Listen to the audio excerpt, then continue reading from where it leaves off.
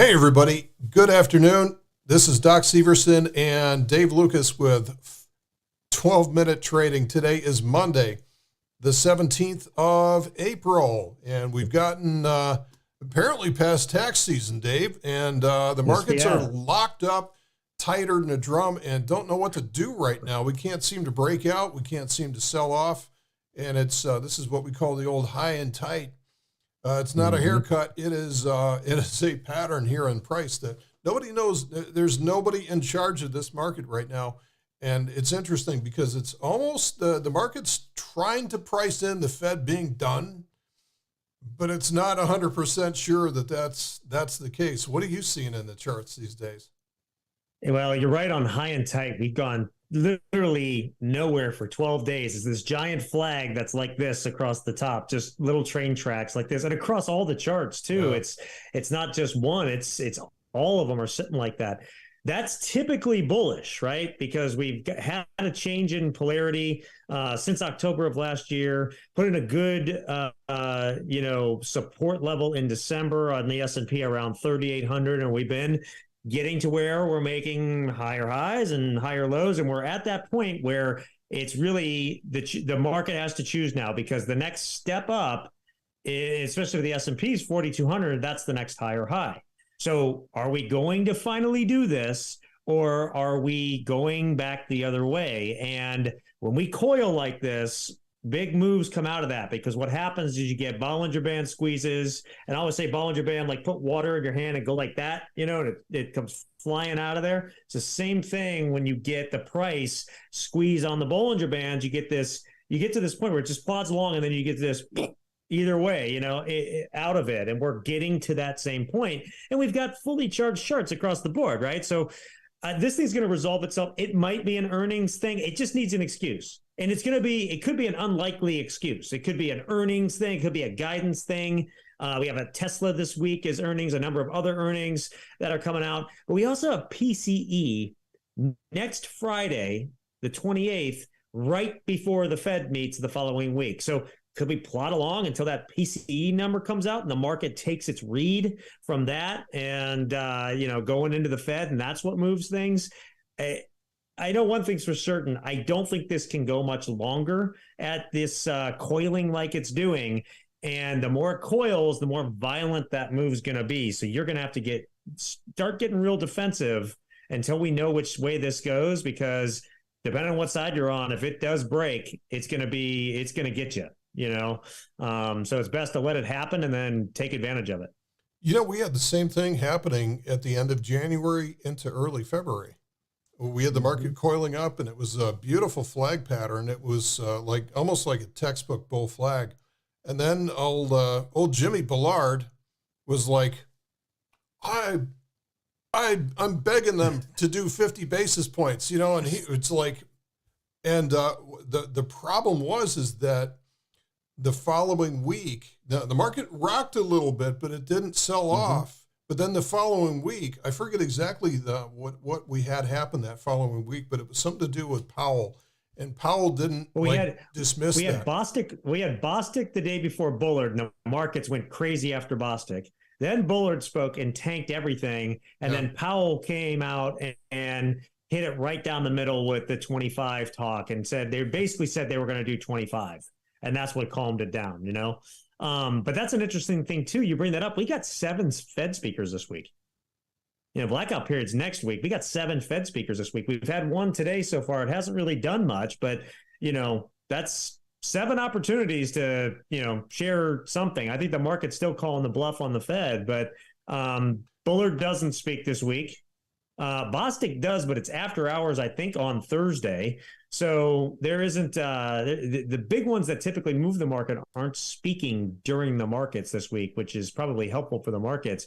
But I will say this, if you've noticed, when we were talking about this before, there's a pattern that's been developing over the last really week in the markets. And it's the spike higher at open, give it back through to early afternoon, and then about this time, 2:30, 3 o'clock, rally into close. And that pattern seems to continue to hold right now. In fact, we're getting a little bit of a rally as we speak. And that does, again, seem bullish. in the fact that every time we try to go lower, the pros come in. Remember, the amateurs open the market, the pros close the market. So what happens after 230 are the pros. And so I'm really watching to see, do the pros finally take this thing to new highs and break through the levels that we've been busting out of this kind of train tracks that we've been in? Or do they finally just say, you know what, I've had enough, I've made enough, I'm done, give it up to everybody else? And I think that's what we're going to see coming out here. And I know you had the charts up. Go ahead and bring them up and we can kind of show that in there. But that's the current pattern.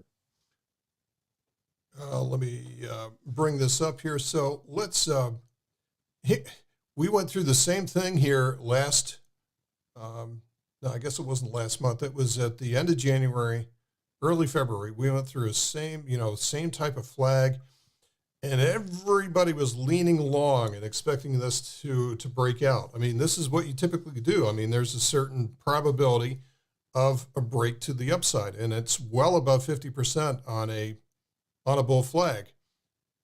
And, I know this is an unpopular opinion, but what I'd like to see is I'd like to see us drop first out of here. I'd like to see something unexpected come out of, whether it's the Fed or some of the earnings or some other way. I'd like to see us be disappointed and set up the bears once again. I'd like to see the market take on a very negative tone over the course of the next week or two into the Fed meeting, which is on May 3rd. And then I'd like to see certainty coming back into the market. And this is the path.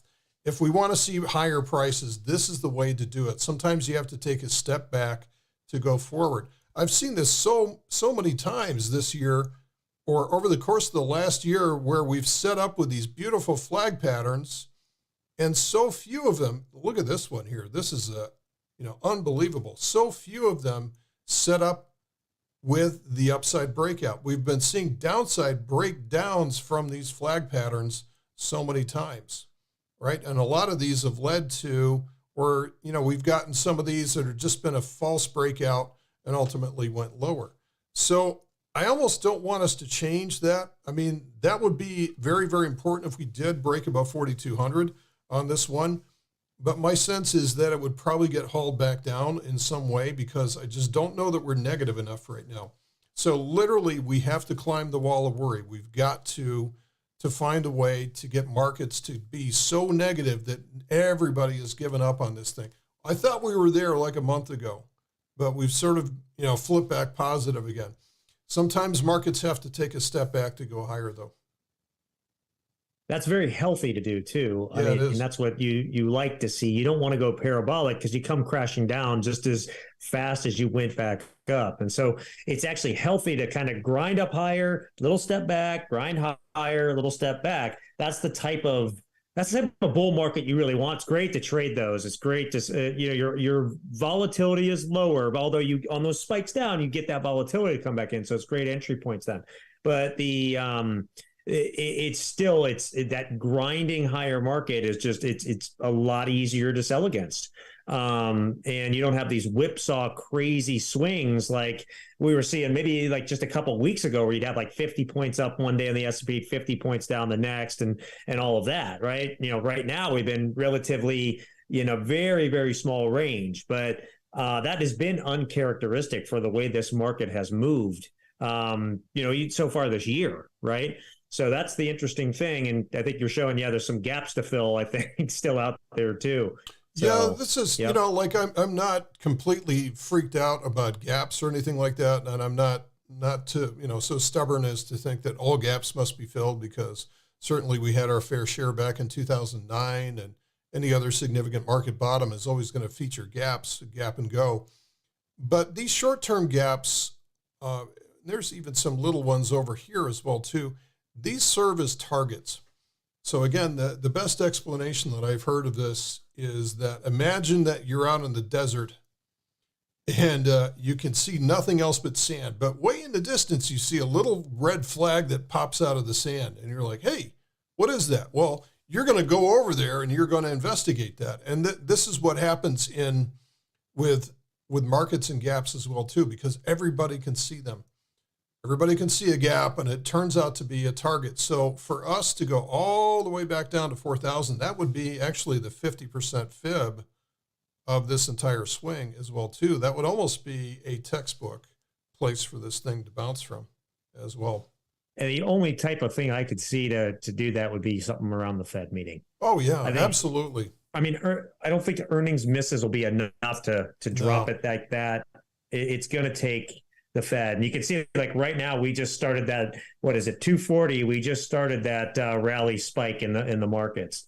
End of day. Here we go back towards where we started, right? So what has been over the past year and a half, what has been the number one thing that has caused major market disappointment?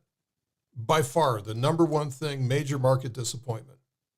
Every time we get into these situations, we get a positive lean because people say, hey, the Fed's just about done. They've been doing this now for the rug. Yeah, they've been pulling this. They've been doing this for at least a year. The last April, almost exactly around this time was when we had a huge lower high in the market set up, and it was all caused by Powell. Powell came in and said, the hell with your calls. Going to be like, we're going to be raising rates, and we're going to be doing it for quite some time now. And that was a huge shock to the market. They wanted to hear something else besides that. And the market and the bond market, obviously, I mean, the bond market's pricing in rate cuts, coming towards later this year. And it's, again, most telegraphed recession in history, right? And maybe that's a self-fulfilling prophecy because everybody thinks there's going to be a recession, then there is one. I actually think we're kind of already into it, right? These things lag. So I think just based on the macro numbers, looking at the slowdowns and things, looking at things like just delinquencies on, car payments and stuff like that, it's already showing that with the fact that savings are gone, credit card, balances are at a high, all that stuff that typically foreshadows, a bigger recession is out there. And they're going to turn on student loans again too, pretty soon. Just remember the Fed always is late to act and they always stay too long. And so they were late to act, transitory, all the whatever, right? And then they stay too long. Now they're going to pound their chest and say, we're going to beat this inflation. And they're going to stay too long. And they ultimately inevitably cause the boom and bust cycle. Yeah. Right. And that's like the thing with central banks. That's the way it works. It's almost like that party guest that you were like, oh no, they did come, crap, and then they, so you're like, oh, we had to courtesy invite them just to, and then they end up showing up and then they never leave. Right. And they stay to the last one to leave. That's the Fed. And so the Fed will stay too long on this. They're gonna raise 25 more basis points because they basically have said they were at this point and everything now. So it's hard for them to they got to keep their credibility, and they'll probably leave it open to go a little bit higher, which the market doesn't expect them to do. So that could be something if he forcefully comes out and says, we went 25, but we see the need to keep going and so on. I do think rates are going to stay high for a while. Even if we get a recession, I think they'll be reluctant to bring them down unless it is really severe or we have some sort of real crisis come in, to take another really big scare with banks that's really worse, maybe a bigger bank than Silicon Valley Bank, right? It would take something like that to really get them to reverse course at this point. I do think eventually they'll have to adjust, though, and just go with a new norm. 3 to 4% inflation is the new norm, which secretly they really like because it pays off the debt with cheaper dollars. And they have so much more debt now that they have to pay off. The interest payments are so much more that a higher inflation rate is actually good for that, right? Which is, again, why markets over time have positive drift, because your money is always the dollar, the fiat currencies are always losing value. They continue to lose value every single year. And what happens is that inflates real assets, real things that have value inflate. And so that's why don't be surprised to see the market rip at some point here and defy logic. I did see somebody the other day call for 4,700 on the S&P at the end of the year. That was contrary to anything else I've seen so far. I believe that was Tom Lee of FundStrat, and he is a perma bull. He's always got a very, very high target. So Yeah. a stop clock is correct, twice a day. So, But again, these things you can end up there, but you may go down to 3,400 before you get there before the end of the year. So don't think that you can't have a big drop in the midst of this stuff. mm-hmm. And I think we were talking before during the 3-year period from 2000 to 2003 with the Nasdaq, you had 30% rallies, and it just with 40% dips, and stuff like that. So those things can happen.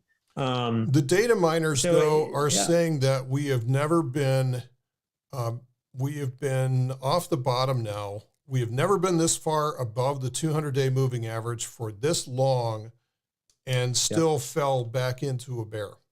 So this would be a brand new data point if we did fall back down to, below 3,800, let's just say. Well, and also remember too, and we've said this before, and I'll continue to say it, is the market is not the economy. The economy can be getting killed and the market can be rolling higher, right?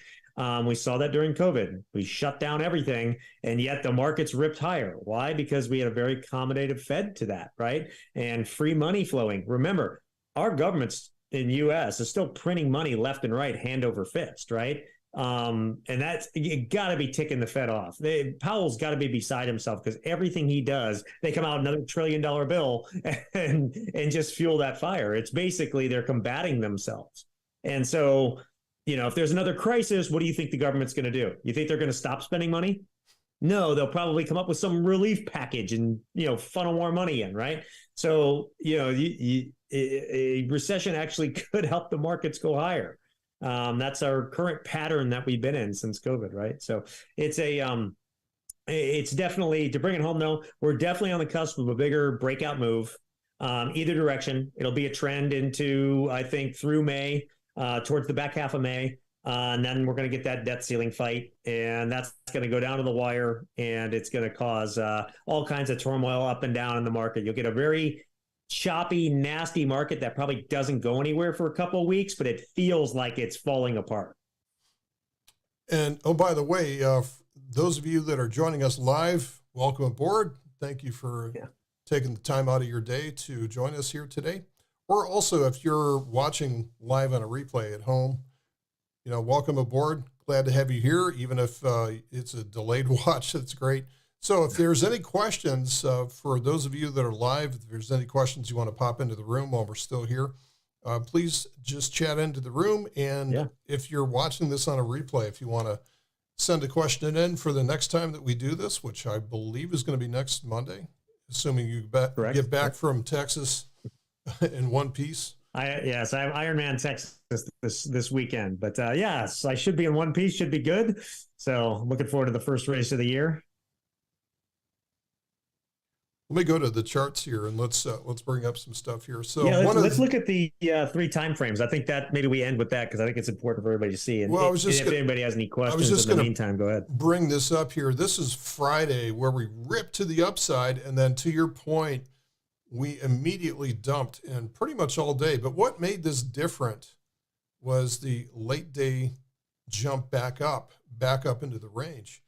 And you can see, here's today. Today we started out sideways and started getting kind of negative, closer to the lower expected move. And then here it is right after 2 o'clock Eastern time, right on time. Here comes the late day rally. I mean, it's just, this is the pros. This is what I call Groundhog Day behavior. This is why I featured a groundhog on this today's video, is because it's the same thing over and over and over again. And we're used to seeing this sort of groundhog type of action where the pros are what's going to close the market in the last 2 hours. But you see this, and then you end up getting that breakout. You end up getting that, at some point you get that violent move, and you just have to be careful not to be, if you're buying, you want to be on it, but in front of it. But if you're in front of it and you're selling, you have to be really, really leery about this right now.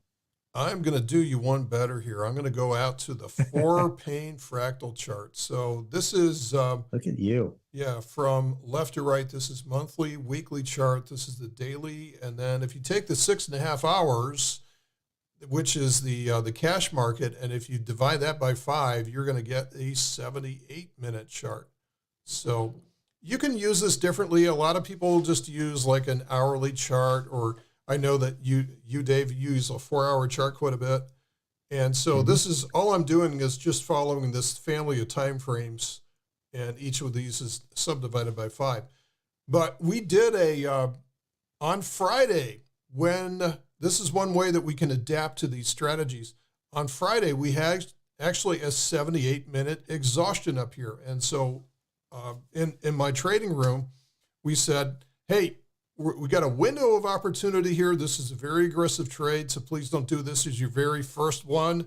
But this is a 78-minute exhaustion. I think we have a short period of time where we can get in, get our fair share, and get out of this thing. And that's exactly right at the opening bell, the trade fired for a profit target this morning. So typically I don't like to hold over the weekend, but I didn't really see anything on the calendar that was going to really just rip the market one way or the other. So unless there's some kind of exogenous news, but that's pretty common. But what you'll notice overall is that, look at this as a fuel gauge.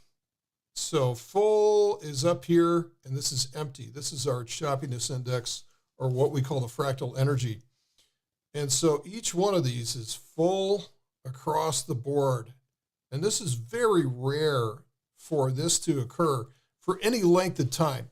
So it's almost, imagine this as a pressure cooker, and you keep building up the steam, you keep building up the steam. If you build it up just a little bit too far, you eventually will blow the thing up.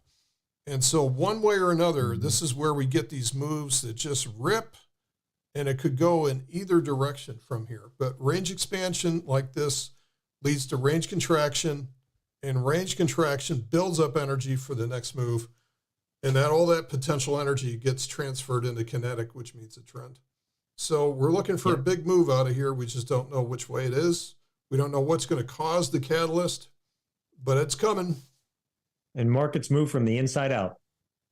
Yeah, so you'll start to see the break in a smaller time frame, and then it transitions over to a larger and larger and larger. Well, we're seeing that right now. In fact, what we're seeing happening just as we're doing this right now is the 5-minute chart, like a 5-day 5-minute chart, started to break and blow its energy out, along with like a 5-day 15-minute chart. It's in fact.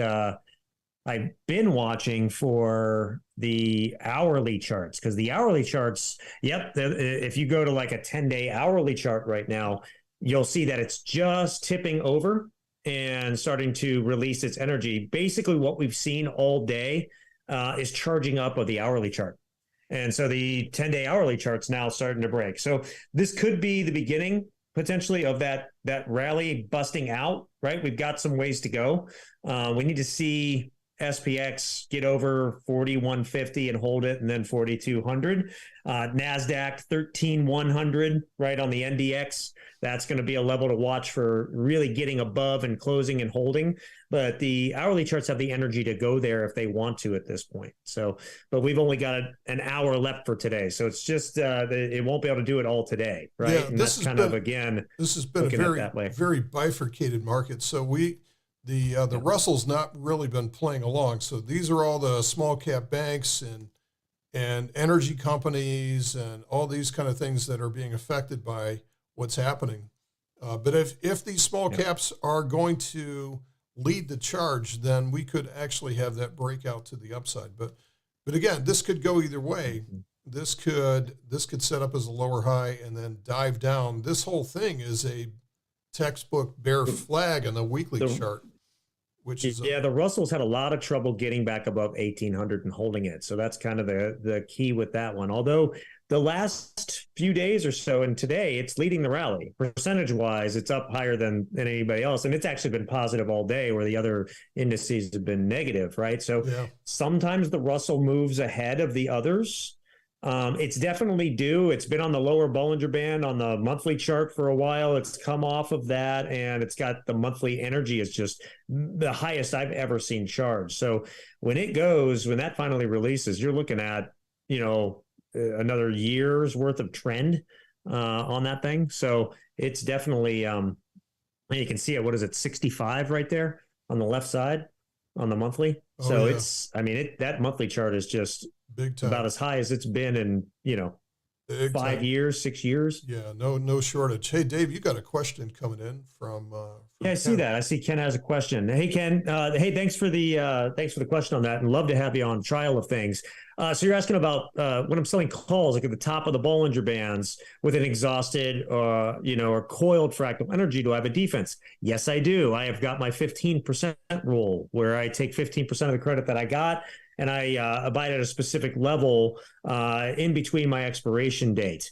It's I use that for both my puts and my call side. I'm not doing a ton of call trading right now. I do see some opportunities on like a WTI in the energy space and rig and stuff. I like those little cheap energy players that kind of bounce around in like a $2 range. I like to sell calls on them because they're rich and they're cheap and they're just easy. I'll put those in the newsletter. Right now, I'm definitely playing the swings though in how I'm setting up my iron condors and stuff like that and taking advantage. So, but yeah, Cam could love to have you, and obviously all the training in there goes through the defensive rules and all that stuff, including the 15% rule. So. Okay, well, we are Any coming other up questions? to Happy to yeah, answer. we are coming up to the top of the hour. So if there's any final questions, go hit us up now, or if you catch us later, we're happy to answer anything that comes in through the email. So You can always email us at support at 12-minute trading. Team over there will get us questions and stuff. We'll get answers over to you. We're usually pretty fast on that. So just let us know what you got. okay, well, nothing seen. So I'd like to thank everybody for joining us here today, not only live, but also for you replay folks out there. So here we go. This is, we are starting out the second quarter now and off with a bang. So it's going to be a bang here one way or the other within the next week or so. Hopefully by the time that we're repeating this, next time we talk to you guys on Monday, we'll probably be analyzing like, wow, that was quite a move. So we'll see. But that's Dave. Any final thoughts for today? No, just be ready. I think there's. I would be surprised if it didn't happen this week. Again, the news could be whatever, but certainly by next week, prior to the Fed, we should have a decent daily swing breakout that should go for several days. All right. Well, folks, thanks again for joining us, and we will see you next week. You're going to see a slightly more bruised and beat up Dave, but Iron Man Dave. So from Doc Severson and Dave Lukas, we are out at 12-minute trading. Thanks again for joining us. Bye, guys. All right.